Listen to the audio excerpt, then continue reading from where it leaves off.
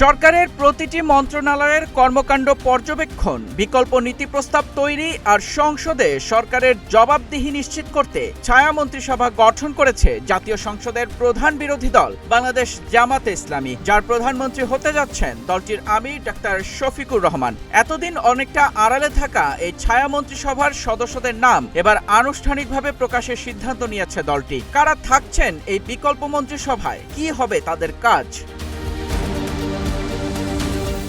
রাজধানীর মিন্টো রোডে বিরোধী দলীয় নেতার সরকারি বাসভবনে সংবাদপত্রের সম্পাদকদের সঙ্গে মতবিনিময় সভায় ছায়া মন্ত্রিসভার বিষয়টি জানান জামাতে ইসলামীর আমির ডাক্তার শফিকুর রহমান। তিনি বলেন, এরই মধ্যে তাদের দল থেকে একটি ছায়া মন্ত্রিসভা গঠন করা হয়েছে, সদস্যদের প্রশিক্ষণ চলছে, শিগগিরই আনুষ্ঠানিকভাবে তাদের নাম প্রকাশ করা হবে।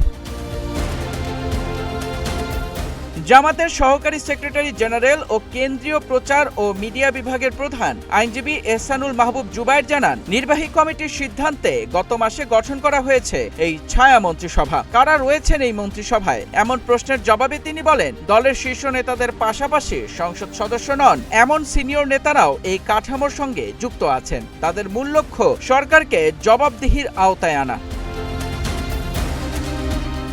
তবে দলীয় সূত্রের তথ্য অনুযায়ী ছায়া মন্ত্রিসভায় স্থানীয় সরকার মন্ত্রণালয়ের দায়িত্ব পেয়েছেন দলের সেক্রেটারি জেনারেল ও সাবেক এমপি মিয়া গোলাম পরোয়ার। পররাষ্ট্র মন্ত্রণালয়ের দায়িত্বে রয়েছেন বিরোধী দলীয় উপনেতা সৈয়দ আবদুল্লাহ মোহাম্মদ তাহের, আর স্বরাষ্ট্র মন্ত্রণালয়ের দায়িত্বে সহকারী সেক্রেটারি জেনারেল ও সাবেক MP doctor AHM Hamidur Rahman Azad. এছাড়াও অর্থ মন্ত্রণালয়ের দায়িত্ব পেয়েছেন ঢাকা 12 আসনের সংসদ সদস্য সাইফুল আলম খান মিলন। দলীয় সূত্রের দাবি, গত মাসে গোপনে এই কাঠামো গঠন করা হলেও এরই মধ্যে বিভিন্ন মন্ত্রণালয়ের কার্যক্রম, বাজেট এবং সরকারের প্রথম 180 দিনের কর্মকাণ্ড পর্যালোচনায় কাজ করছেন ছায়া মন্ত্রিসভার সদস্যরা। আগে জোটগতভাবে এমন কাঠামো গঠনের চিন্তা থাকলেও শেষ পর্যন্ত দলীয়ভাবেই ছায়া মন্ত্রিসভা গঠন করেছে জামাত। দলটির দাবি, সরকারের প্রতিটি মন্ত্রণালয়ের বিপরীতে থাকবেন একজন করে ছায়া মন্ত্রী। সংশ্লিষ্ট মন্ত্রণালয় ভিত্তিক একটি টিমও কাজ করবে। প্রয়োজনে উপমন্ত্রী পর্যায়েও দায়িত্ব বন্টন করা হবে। এই কাঠামোয় দলের শীর্ষ নেতা, সংসদ সদস্য ও কেন্দ্রীয় নেতাদের পাশাপাশি বিভিন্ন খাতের বিশেষজ্ঞ, বিশ্ববিদ্যালয়ের শিক্ষক এবং সাবেক ছাত্র শিবির নেতাদের যুক্ত করা হয়েছে বলেও জানিয়েছে জামাত।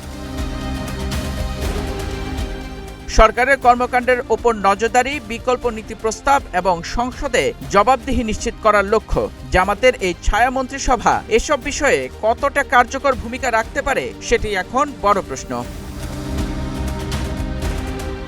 মেহেদী ইসলাম সোহাগ, গ্রিন টিভি ডিজিটাল।